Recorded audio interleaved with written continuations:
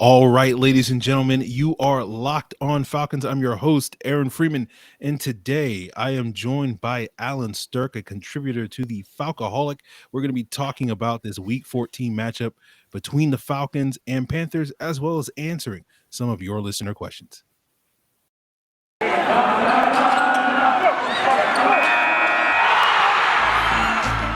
are Locked On Falcons, your daily Atlanta Falcons podcast.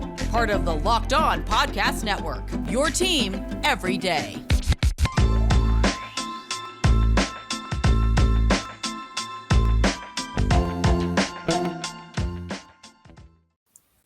So, guys, you know me. I'm Aaron Freeman. Been covering the Falcons for many years, formerly at falcfans.com, RIP. Still going strong on Twitter at falcfans, giving you weekly content over at the Falcoholic, the SB Nation website for the Atlanta Falcons, and the host of this illustrious Locked On Falcons podcast, your daily Atlanta Falcons podcast, right here on the Locked On Podcast Network, your team every day. And today's episode of Locked On Falcons is brought to you by On Location, the official hospitality partner of the NFL. It's the only place to score a once-in-a-lifetime Super Bowl ticket and experience package. Just visit onlocationexp.com/SB56 for more information or search Super Bowl On Location.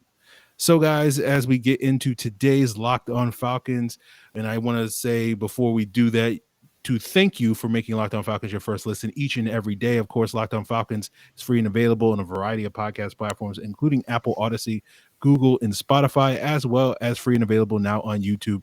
Make sure you check us out so that you can see this handsome face as well as the more handsomer face of our guest, who I will introduce to you guys in a second. But if you've been a long-time listener of the Locked On Falcons podcast, you are familiar with who I'm going to introduce. He's on to bigger and brighter things as the former co-host of the then Falc Fans podcast, which then graduated into the Locked On Falcons podcast. But now he's out here modeling. He's walking New York runways.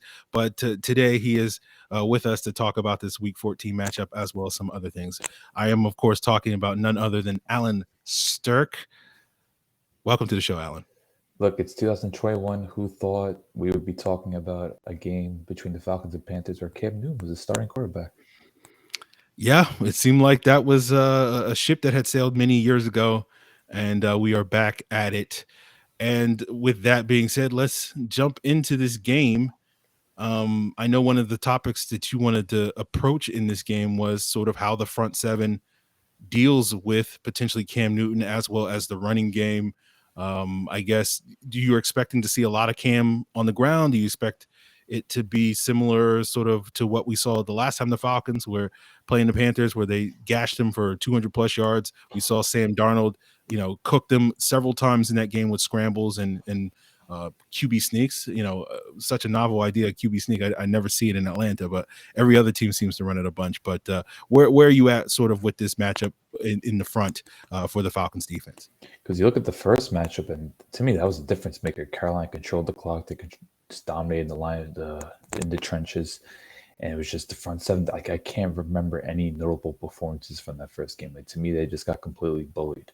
And now you have the dynamic with Cam where they could run option, they could do zone read. So it's a bit concerning that, there hasn't been too many strides made, but who knows? They do have a bit of a better rotation now. I think the addition of Anthony Rush could potentially make a difference. He's someone that, to me, it's flashed a bit. And I think a day, here we go. My names, we're going to try to say this right. A day, Ogundeji, have I said it right? But pretty good. It's like 98% there. So. Okay, Ogundeji, like, I thought he was a standout against the Jaguars against the run. And, I think there's pieces there, but it's just based on the underwhelming linebacker play. And still, it's hard to trust this team in the trenches against a half-decent team. I know Carolina's offensive line's pretty just been destroyed over the past few weeks, but it's just, I don't know, it's about the worst units, I guess. And just based on that first game, I'm still kind of scarred from it. And now you have the dimension of Cam Newton. I think it's a huge cause of concern for them because, based on, Joe Brady's dismissal, like, I think everyone's fully anticipating Carolina's going to run the ball 30, 35 times. Yeah. It'll be interesting to see how the Falcons fare because we, as you mentioned, we saw them get dominated on the ground. And then the following week, we saw guys like Anthony Rush and Mike Pennell be a bigger part of the lineup. They didn't I think Pennell did play in that Carolina game, but Rush did not. And so we saw them stop the Saints run and attack the following week. And we haven't seen the run defense be as good as they were in that game since, but they've been generally better, as I think you've pointed out. And so this is going to be a big challenge for this front to see if they can stop the run, because as we saw the last time Carolina played, when they got into some third and longs, thanks in large part due to some penalties on their offensive line, some poor struggles there against Miami 2 weeks ago before their bye week, they really struggled throwing the football, and they've really struggled throwing the football. And so, it's kind of the old school adage of, stopping the run on early downs, getting some third and long situationally, and maybe we can see Dean Pease dial up a little bit more pressure than we've seen in some of these recent games. Although you do wonder, given the team's struggles against mobile quarterbacks throughout the season, whether we're talking about Sam Darnold, Daniel Jones, Jalen Hurts, whether or not Dean Pease is going to be as aggressive there. So it's going to be an interesting game plan. Obviously, Carolina presents some challenges for them, but I think you're right. It kind of starts up front if they can stop the run. Exactly. And who knows, maybe they're going to maybe run a couple reverses or jet sweeps of DJ Moore, because I know I've seen DJ Moore get a couple carries here and there during the season. So I think this is kind of not a statement game for Matt Rule, but he's been getting a lot of heat for the dismissal of Joe Brady, just of how it was done. So I think he has a bit of a point to prove. Yeah, and we know the history of, when you have new coaches and whatnot. The last time, what was it, 2018, where we faced Green Bay when Joe Philbin was the interim coach, and we faced Cleveland when Greg Williams was the interim coach after Hugh Jackson got fired. A couple of pretty definitive losses in that. Yeah, just because I think if anybody goes into this game thinking, oh, well, they have a new offensive coordinator, we'll take advantage of that. I mean, that's the hope, but given the history of this Falcon team against interim coaches, whether that's head coaches or offensive coordinators, I don't feel necessarily a whole lot better that just because they have a quote unquote second string play caller is going to play into the Falcons' favor, given that, as Dean Pease and others have pointed out all week long, they're probably not going to change their game plan that much. And it worked really well against this Falcons team, 4 or 5 weeks ago now. And we'll just sort of see if it does again. Worked against Arizona too. People forget that they stomped Arizona. And I know Colt McCoy factor on all, but still offensively, they were getting after him. Now, granted, we'll see how they adjust with Christian McCaffrey, because obviously, we should know that he's not going to be playing it, and they're going to have some sort of combination with Chuba Hubbard and Amir Abdullah. Amir Abdullah looked like rookie year Amir Abdullah in that first game.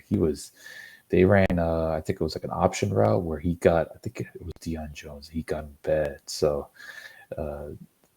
Carolina still has some dangerous playmakers. We all love Robbie Anderson, DJ Moore still there. So I think the defense still has its hands full. And I don't know, the Falcons defense, they coming off this past game, they didn't really offer much to be optimistic about, even though it was against arguably the top 3 offense in the league.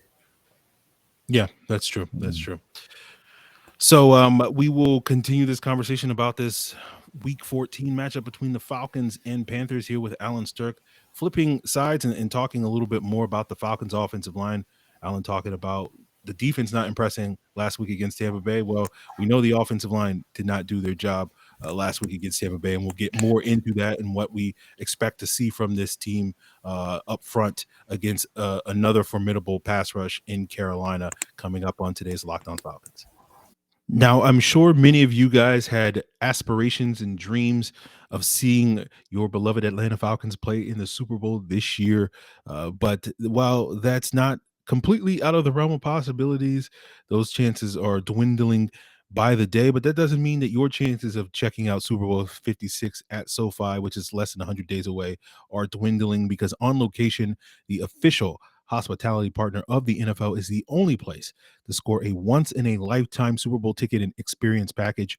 Select your exact seats and choose from elite experiences featuring exclusive pre-game celebration with NFL legends, 5-star LA hotels, and food by the great Wolfgang Puck.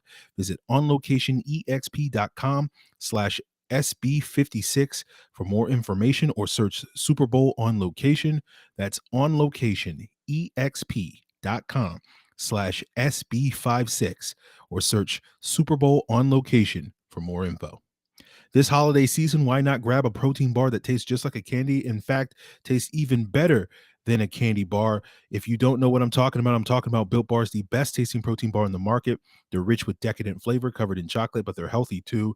Low in sugar, calories, carbs, and fat, but high in protein and fiber. You get the best of both worlds, both delicious and healthy. There's so many flavors to choose from. I always have a hard time choosing. Old favorites like double chocolate, cookies and cream, peanut butter brownie are my personal favorite, like coconut almond. Built Bars rolling out brand new flavors. They got a limited time flavor like eggnog or caramel macchiato. Always check out the website at built.com to see what new flavors they have rolling out every single day this holiday season. Built Bar is going to give you that extra fuel you need to endure those endless shopping lines or battle those shoppers for the next great deal. Just head over to built.com and use the promo code LOCKED15 and you'll get 15% off your first order. That's LOCKED15 for 15% off at built.com. So, guys, we are continuing Locked On Falcons here with my guest, Allen Strk, the illustrious Allen Strk, and we're talking about this Week 14 matchup between the Falcons and Panthers. And we just talked about the defense and the challenges ahead for them. Obviously, we know there's going to be challenges for the offensive line going into this Carolina game. We've seen the last couple of years where Carolina, it hasn't been that they've dominated the game, but the pressure that they've been able to create has led to Matt Ryan not necessarily playing at a high level as efficiently as you would like to see. And that is going to need to change. But obviously, the less pressure Matt Ryan sees, the better his chances of doing that. So, Allen, where are sort of the challenges for you when you look at this Falcons matchup in the trenches on the offensive side of the ball? I think it's very concerning how the interior has looked a bit shaky. But I know against Tampa Bay, their talent level with Sue and Vea is going to cause problems. But it's just, I see it every week where they're just late on picking up twists or delayed blitzes. Like Hennessy gets caught up a lot when it comes to double teaming on either side. And next thing you know, someone's coming to free up the A gap. Or of course Mayfield, given his struggles, he just gets overpowered at times. So I look at the interior, and given Carolina's down, you also have to look at it's Reddick and Burns. Like I was shocked, like Haason Reddick's having another monster year, and it just seemed like not too long ago he was like a journeyman. Now he's beating people off the edge, and given McGarry with his slow feet and short arms, that's definitely another cause for concern. Like we kind of know how much the offensive line struggled this year, but I would say between Hennessy's late pickups, Mayfield getting overpowered, and Mayfield notably struggling against quick speed rushers, I think there's a lot of concerns in this one. Yeah, the thing with McGarry, I thought he did a really good job in that previous matchup, but like the issue with Caleb McGarry is the inconsistency, where we've seen games like going up against the Saints in the past, where we've seen games where Cameron Jordan didn't have a huge impact on the game, but then the next time they've played the Saints or whatever, he would have like 4 sacks or something ridiculous, and that's going to be the concern right now for Caleb McGarry. I thought in that Week 8 matchup, coming off of the heels of that Dolphins game where McGarry missed and Jason Spriggs started, like pretty much every snap in that Dolphins game, they gave Jason Spriggs help, right? He had a tight end, he had someone chipping for him. They didn't really do that for Caleb McGarry in that Week 8 game. And it paid off for them because Burns and Reddick didn't really have a huge impact in that game. They made a couple of plays as they are wont to do, but it wasn't necessarily them dominating like we kind of thought. It was really, as you say, the interior. It was Daquan Jones and Derek Brown really giving the Falcons problems, and the blitzes that they were bringing up through the A gap that really gave the Falcons problems in that game. But I'm curious, obviously, if you can count on Caleb McGarry to do that again, then that does make your job a little bit easier. And then I guess you're only worrying about the interior, and maybe you can shore up things there. But if you see sort of the typical Caleb McGarry letdown game against premium competition, that's only going to exacerbate those issues. Because again, not to pick on this guy, but I think Jalen Mayfield at this point in time is beyond help at this point. Obviously, hopefully he can make me eat those words, but at this point in time, it just seems like, it's kind of like you just know that he's not going to play at a high level, and sort of if that's the only problem you have up front, then I guess that's something that you can live with. But if now you're starting talking about Hennessy, you're talking about the edge rushers, you're talking about the twists and the stunts and all those various things, then it does definitely create major issues for the Falcons. I don't want to put the total onus on the offensive lineup because I think Carolina's secondary matches up real well with the Atlanta's skill position players. Like we saw Gilmore do a fantastic job on Kyle Pitts in the first matchup, and that was Gilmore's debut. He's been playing pretty consistently since then. So you wonder, how they're going to scheme these players up. Like I know Gage just come off a big game. Just as we know, Atlanta's receiving corps is about as underwhelming as it gets. So there's going to be times where like Matt Ryan doesn't hesitate to hold the ball, as great as his pocket awareness may be, and it has been excellent this year. I've been blown away by Matt Ryan's pocket awareness. It's just Phil Snow doesn't hesitate. Like he's, I think, one of the more aggressive blitzers in this league. Maybe not on like a Dennis Allen level, but he brings it. And I don't think anyone's fearing what Atlanta brings in the passing game. So I could see him bringing up that pressure heavily, whether it's double A gap or maybe a corner off the weak side, whoever it may be. I think they better be prepared. Do you think the key for the Falcons offense is going to be running the football so that they avoid those sort of situations where they're relying on their passing game, they're relying on their protection? Is this a game where they need Mike Davis and Cordero Patterson and whoever else is part of this endless rotation of running backs needs to have a big week? We've seen the run game get off out of the cellar the last couple of games. Does that need to happen again this week? That has to be, because I think the last 2 weeks, I have a piece coming out about it. There's been some legitimate progress there. I know things kind of fell flat in the second half against Tampa Bay, but we've seen Patterson and Davis get loose, and I just think that's Arthur Smith's identity. He talks about it every week. He's vocal about how they need. It's not about establishing it, just like bringing the identity. He wants to create more openings, maybe create not smash mouth necessarily, but at least tag teams on the outside, because we know with Patterson's skill set, with his vision, his ability to get yards after contact, it's important to get him out in space. And then Davis, you hope he can run in between the tackles. So with that tandem, you want to see them at least put Matt Ryan as maybe favorable situations as possible, because I thought in that first matchup there were way too many 3rd and 8s, 3rd and 10s, and that's where they got eaten alive. Yeah. Do you have anything else to add about this game? Because I had Locked On Panthers host Julian Council on yesterday, and he basically said he didn't have really any expectations on this game. It could be anything could happen on Sunday. Do you sort of have expectations? It sounds like you seem to think it's going to go similar to what it did last time, with a sort of a low-scoring game type of performance. Is that where your head's at? Yeah, I think it's just a battle of two. I don't know if discombobulated words, or it's just two teams that they're soul searching right now. It's just two teams that don't really know what direction they're in. They're just trying to see who's in there long term. But based on Carolina, as we all love Cam Newton, but Cam Newton, he's come off a game where he was 5-21 and got benched.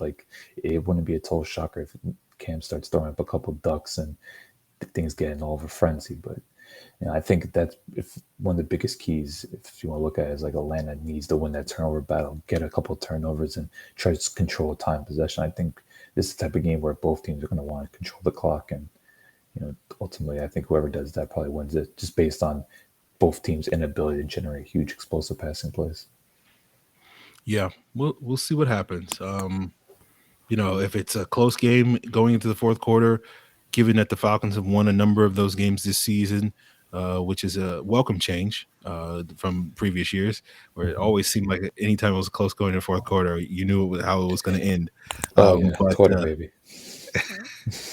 But I think they'll have a chance late in this game, and just like they kind of did last time, they just weren't able to pull it off. Thanks to some untimely turnovers. Right. And in that first game, other than Tajay Sharp, I can't recall a receiver or anyone doing anything. Tajay Sharp was the one player in the passing game, and then Patterson, I think, took a check down into the end zone. But besides that, it was about as inept as a game gets for a team's aerial attack. Yep, pretty much. That's the Falcons offense for you. 2021, baby. Well, that, I guess, will do it for us on the Week 14 preview. We got more to come. We got some listener questions. Someone has a question about sort of the Falcons offensive line giving up some pressure last week and sort of what that means. And we'll talk a little bit more about the Falcons' future beyond this 2021 season in terms of some of the big contracts and what maybe some of the priorities in the offseason will wind up being in terms of potentially restructuring those contracts, extending those guys, or doing their best to get out of those contracts sooner versus later.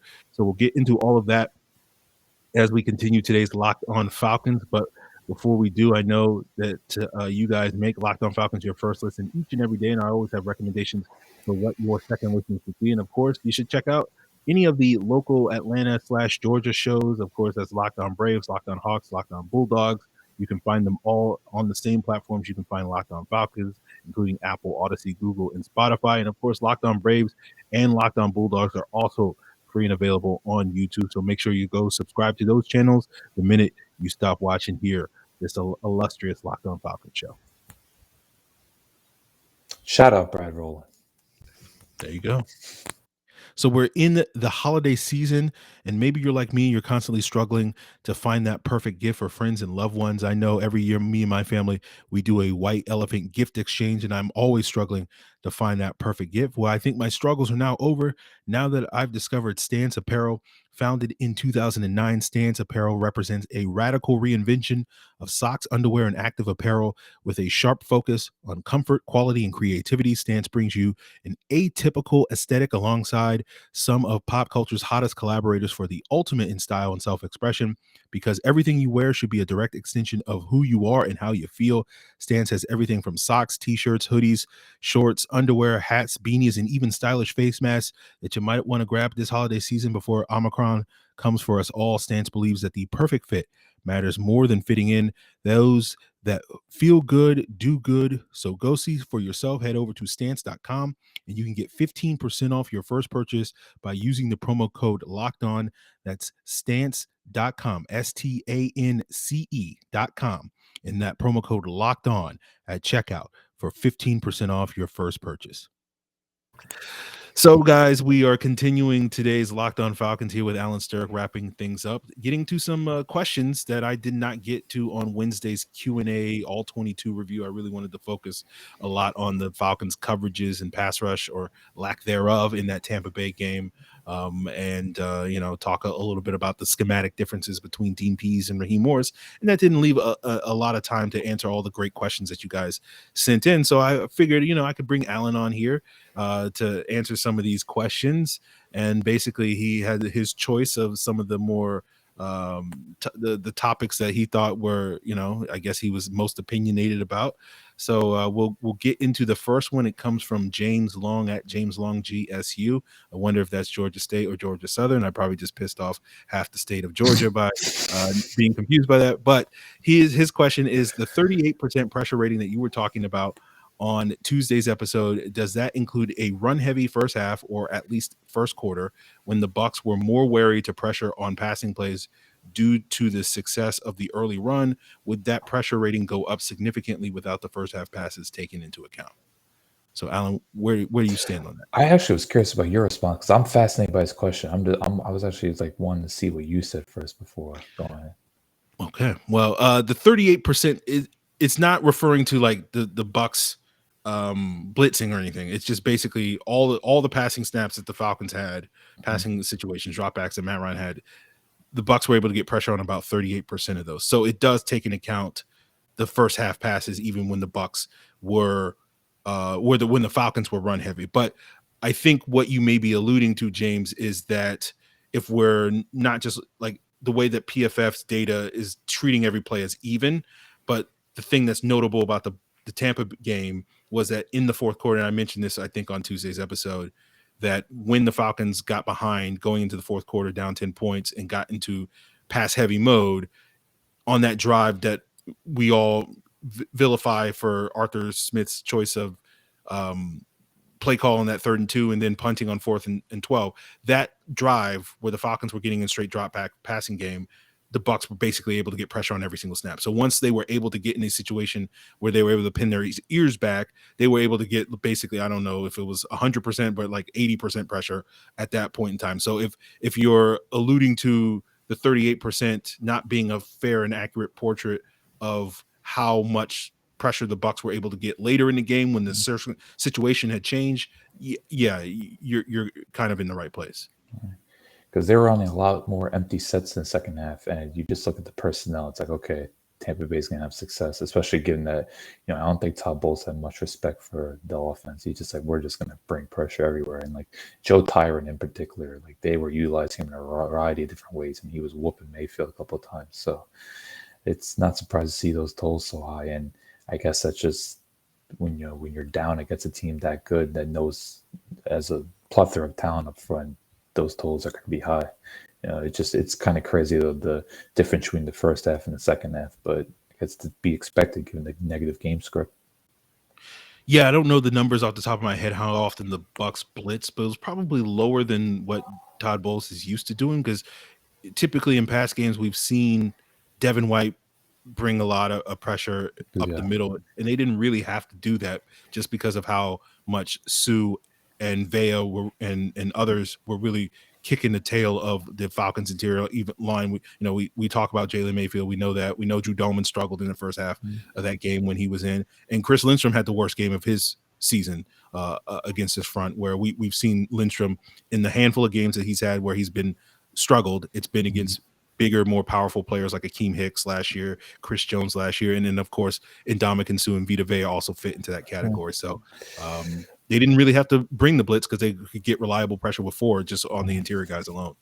Hey, I will say this though, on that touchdown run by Davis, hell of a block by Lindstrom. You had a rough game pass blocking, but that I thought with that rushing touchdown, he was the focal point of why that happened, along with Hennessy. Yeah, I mean, that's the thing about Chris Lindstrom. Even when he has a bad game, he still kind of plays well. You still see those good blocks like that. It's just been so rare to see him struggle to the degree that he did in that game. But certainly, that's a testament to Ndamukong Suh, who's, I don't know where you stand on it, but certainly in the conversation for the Hall of Fame. Wouldn't you agree, Alan?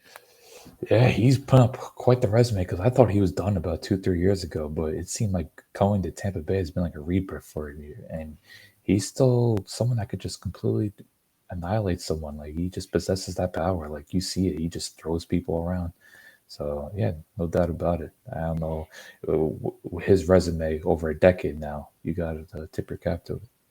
Yeah, and we know Vita Vea is certainly the exception to the rule when it comes to those big, physical nose tackles, and certainly the guy that a lot of people are looking at, a certain guy at the University of Georgia and thinking he's going to be like that guy in the NFL. We'll just sort of see about it. I do want to mention this because given the dynamic, because back when Vita Vea got drafted, a certain Mike Smith was the real reason why he got picked. Like, he was pushing for him. So I wonder if Mike Smith is watching the game like, that was like my last great move in the NFL. Look at me.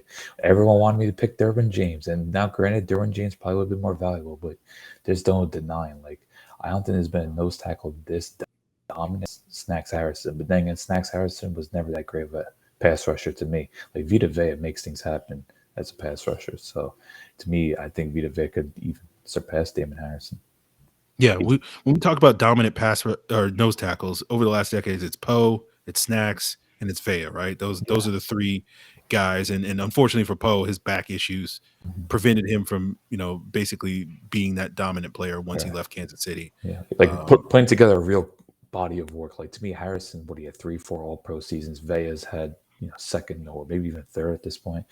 Poe, as great as he was kind of not flash in the pan, but just you know who the best are when they put that together. 3 seasons that that real body of work that you're just like, man, this guy's truly one of the premier players in the past decade.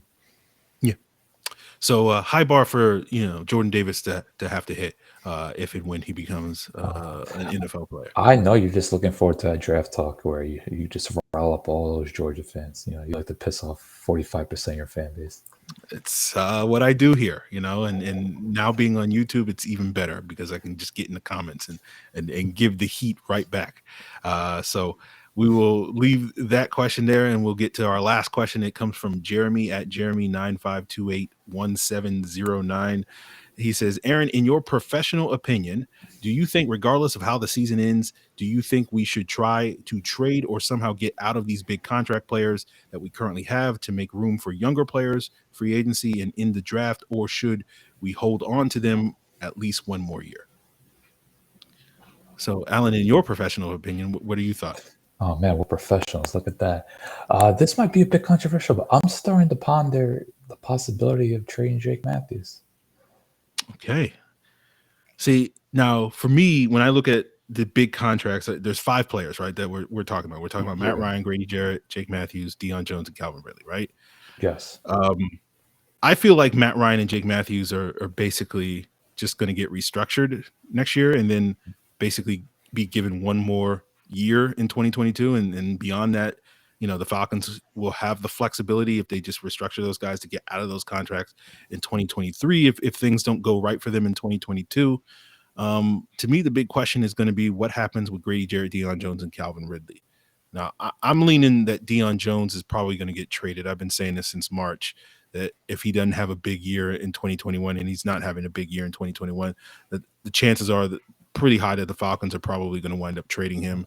Could argue it's been his worst year, right? Yeah, you can argue that. I wouldn't argue against it.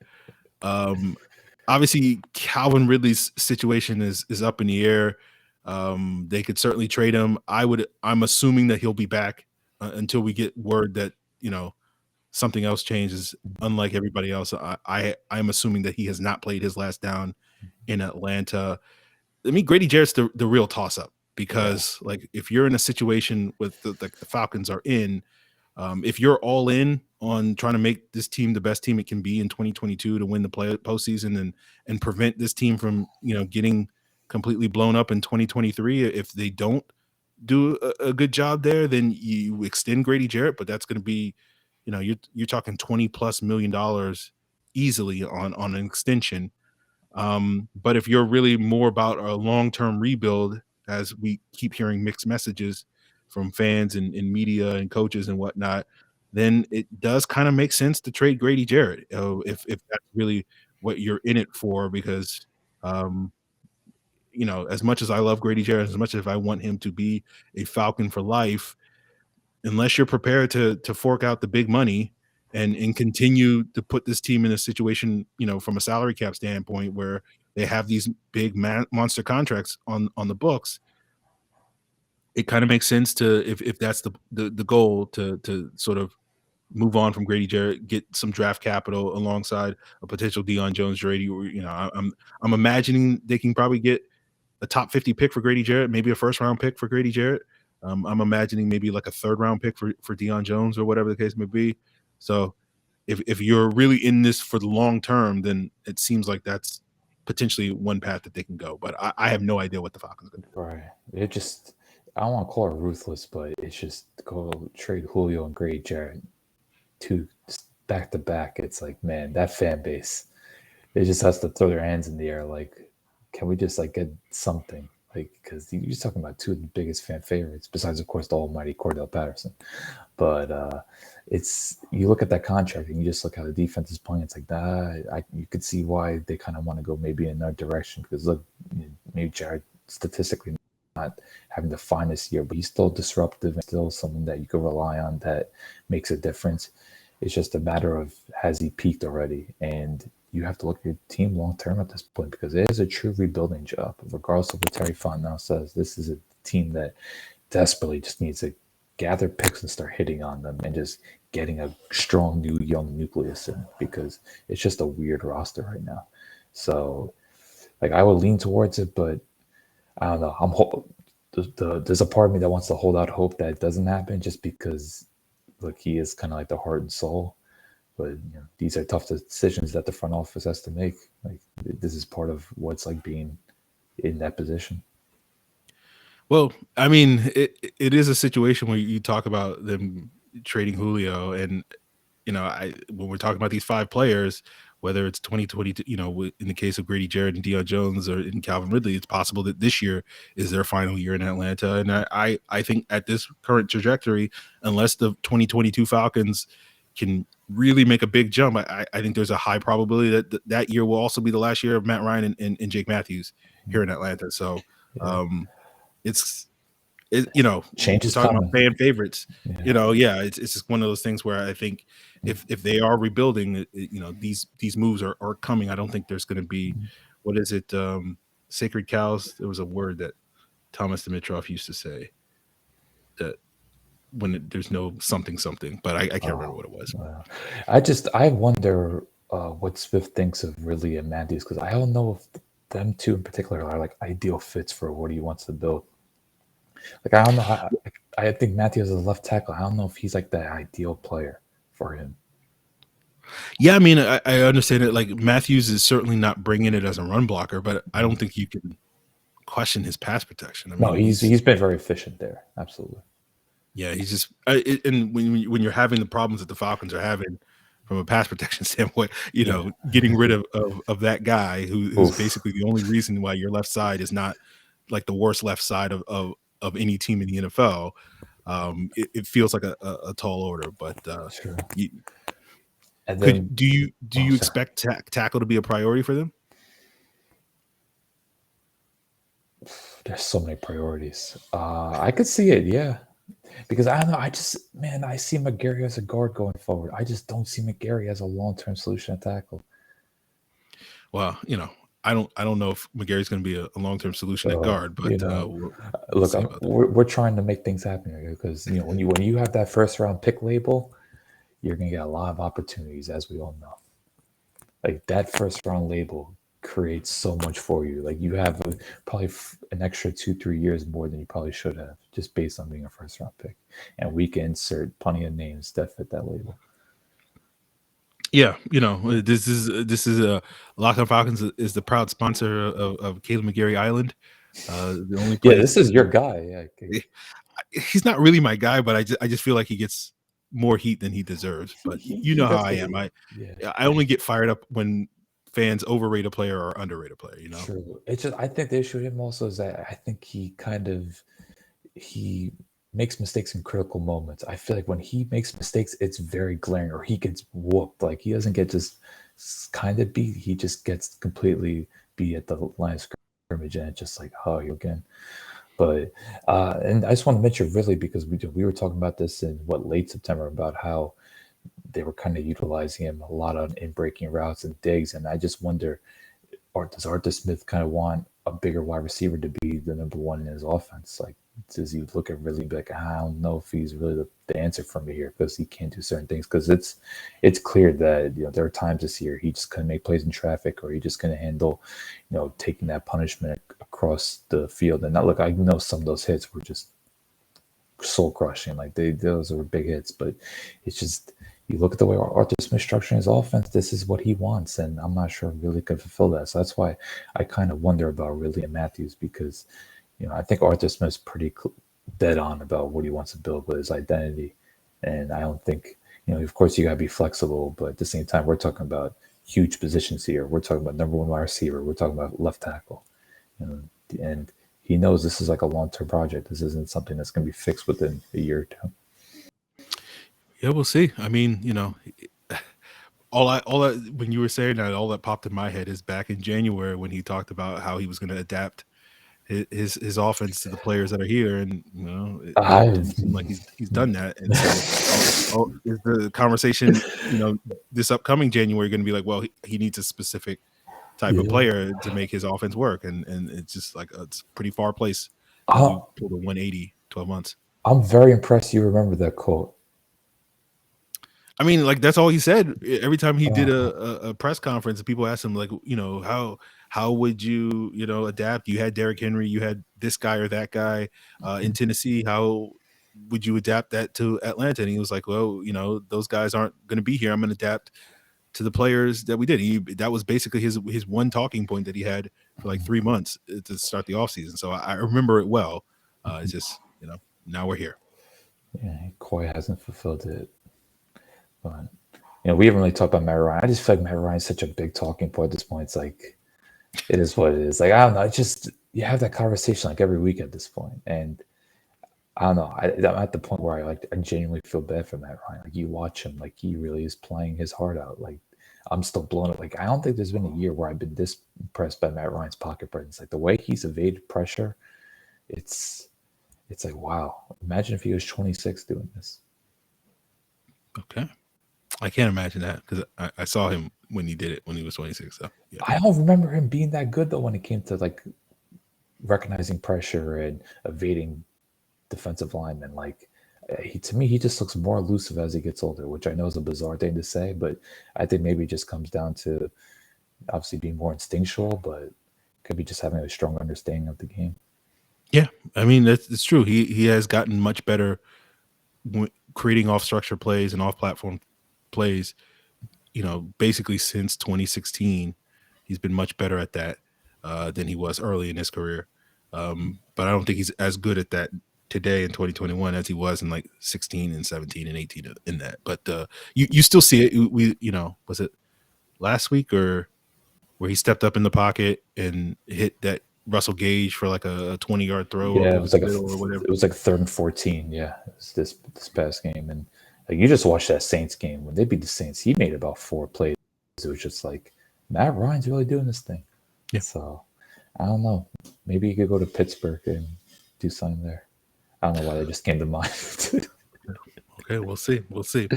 So that, I guess, will do it for us. Alan, let the people know where they can check you out and what you're up to nowadays.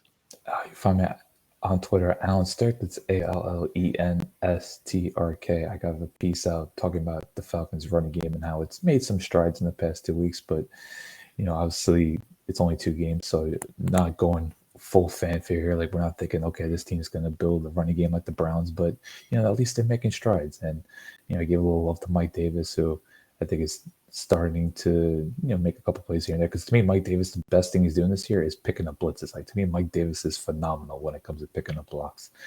But yeah, I'm working on that. And then podcasts I'm doing my buddy Nick Diaz, Veterans Minimum, at the Blue Wire Network, where I think you have a couple people there you might know that's doing shows there. So between podcasting and writing, I'm fairly busy, and that's the best thing this coming year, especially given that I'm still adjusting to, like, we got 18 weeks. Like, it's still kind of weird that there's still a month left of football and still adjusting to, wow, teams are on bye this week. Yeah, it's weird. It is weird. It's not weird. Checking out the Locked On Bets podcast, where handicapping expert Lee Sterling giving you his daily picks, his blowout specials, and his lock of the day.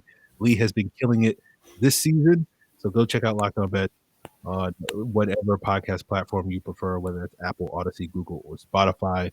And that will do it for us, guys. If you want to send in questions for future Q&As, and maybe we'll have Alan or other guests come on the show to discuss them. Of course, you could hit the show up at Locked On Falcons on Facebook or Twitter. Of course, you can send an email to lockedonfalcons@mail.com.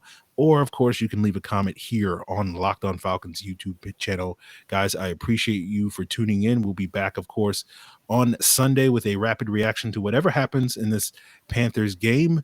Hopefully, we'll have good vibes because, again, it's going to be tough with these 5 games left for the Falcons to rack up some wins. I didn't ask you, Alan, about playoffs.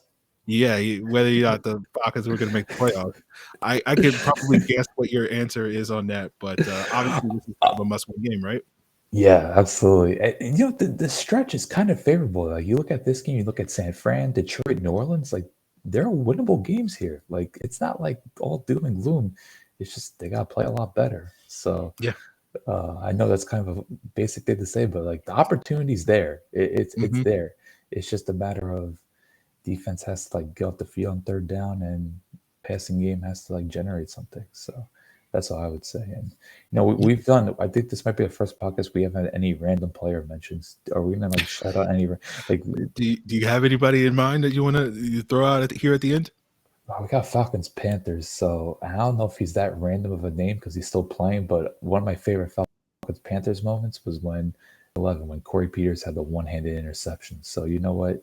He's playing Monday night. He's playing for arguably the best team in the NFC, at least record-wise. Tampa, Green Bay, probably beg to differ. But shout out Corey Peters.